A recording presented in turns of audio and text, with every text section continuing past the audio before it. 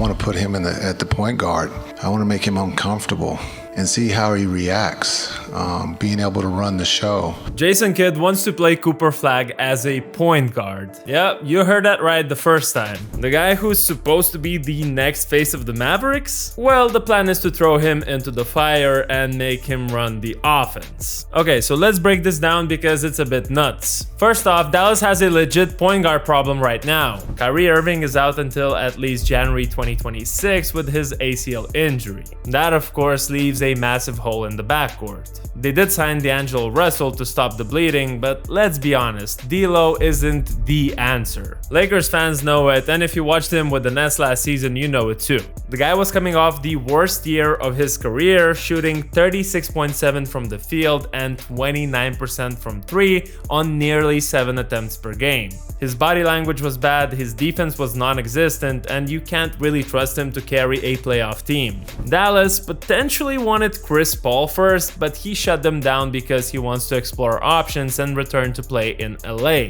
That is if he doesn't retire, of course. So yeah, D'Lo is more of a desperation signing rather than a long-term solution. This is where Jason Kidd's wild idea comes in. Being able to play the 2, play the 3, he's comfortable playing that. But we want to push, and I think he's going to respond in a positive way. We're not talking about doing it as a gimmick or as a one-possession thing. Nah, this is a serious plan to make Flagg uncomfortable, test him under pressure, and see how much he can actually handle. And this isn't coming out of nowhere, Kidd has done this before. Back in the 2015-16 season, he ran the Point Giannis experiment in Milwaukee. It's all right to fail. It's all right to turn the ball over. We've talked about that. You know, just understanding the guys that I've been around that have been young, from Giannis. Now, if you look back at that era, it didn't exactly work. It wasn't like Giannis played that role full time, but during stretches of games, Kidd really leaned into the idea of making Giannis the primary ball handler. And to be fair, it wasn't a complete disaster. There were some moments where you could see the potential. But overall, the results just weren't good enough. The Bucks' lineups with Giannis running the show turned the ball over way too much. One example, in a lineup where Giannis played point alongside Tyler Ennis, Chris Middleton, Jabari Parker, and Greg Monroe, the team posted a turnover percentage of 18.5%, about 5% worse than when Michael Carter-Williams was running the offense. And that's saying something because MCW was not a perfect point guard either, except for that rookie year, of course. But it becomes even clearer when you look at the scoring. The Bucks' most used Giannis-led lineup, which played 280 possessions, scored just 95 points per 100 possessions. Honestly, a brutal offensive number. For comparison, the Bucks' most used lineup that season with Michael Carter-Williams averaged 114 points per 100 possessions. That's a full 19-point gap. The problem was that Giannis was still really raw as a creator. He was most comfortable in the high post where he could isolate or make quick reads, but when he had to dribble more, operate pick and rolls, or handle heavy on-ball pressure, he just wasn't ready.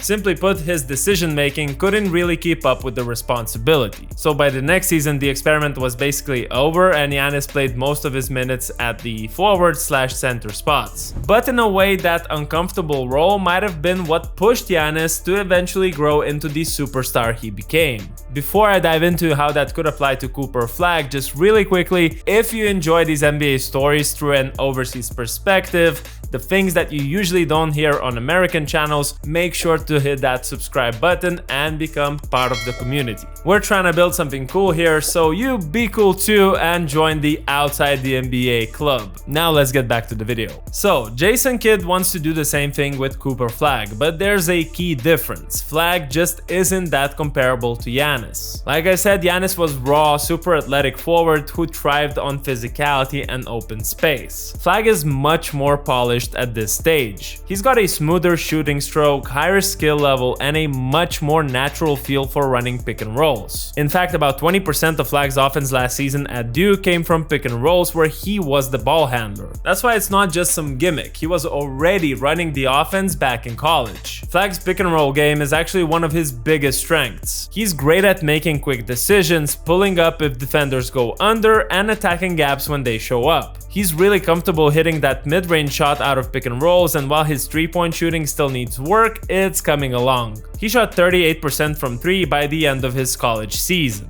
which is a little bit more promising, but still, you gotta consider the NBA line being a bit further, so there's gonna be an adjustment period as well. Now, here's why all of it matters. In the NBA, you can be a great passer if you're not an offensive threat, because the defense will simply ignore you. But Flagg is already good enough to make defenders respect his shot, and that's what's going to open up passing lanes. On top of that, he's also excellent as a screener. The way he slips screens, finds space in the short roll, and reads the weak side, that's high-level stuff. It's very similar to how Nikola Jokic punishes teams in pick and rolls. Obviously, I'm not saying Flagg is Jokic, but the instincts are there. He's unselfish, smart, and already knows how to make the right reads. The other piece of the puzzle is his transition game. Flagg is an absolute monster in the open floor. He's fast, he can push the pace, and he's a walking coast-to-coast bucket. What Kid probably wants is for Flagg to evolve from being just a transition scorer to a transition playmaker.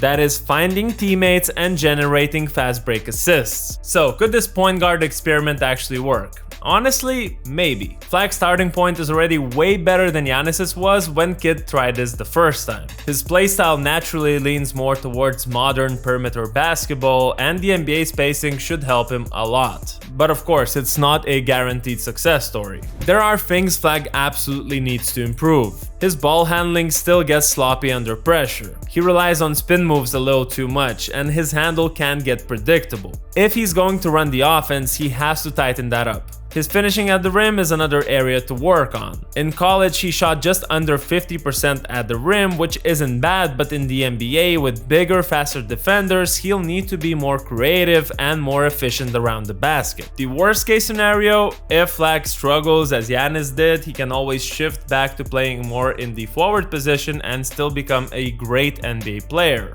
But the best case scenario, you're looking at a future superstar who could control the game as a point guard and dominate in multiple ways. Now, what makes this story even crazier is the Dallas Mavericks' recent chaos. Like, let's be real, this entire Cooper Flagg thing is only possible because the Mavs won the lottery with a 1.8% chance. Mavs' GM Nico Harrison came out afterwards acting like this was all part of his grand plan, which has the internet absolutely roasting him. Zach Lowe literally blasted Nico for pretending like he orchestrated this. And now it's Cooper Flagg, and there is no vision, unless he's an oracle of some kind, and then the whole NBA is in trouble because a supernatural being has entered the league. There's no vision that includes, you know what we're going to do? We're going to lose in the play-in and win the lottery in the Cooper Flagg year. Not the Zachary Ricochet year, the Cooper Flagg year, with a 1.8% chance of doing it. And then the fans will see my vision.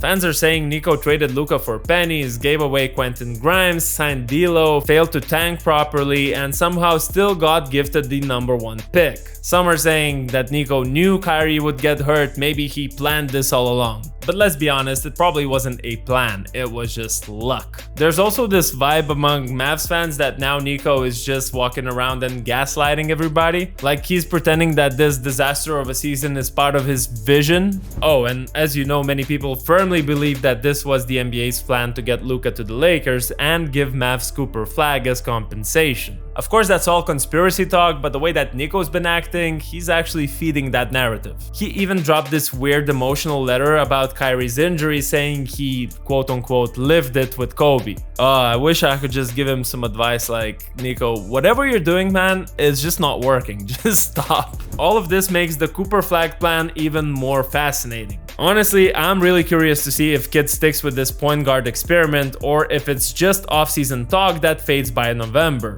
Because if they do actually go through with this and give Flagg real reps as the lead guard, it could either blow up spectacularly or it could make him one-of-one NBA superstar. But what do you think?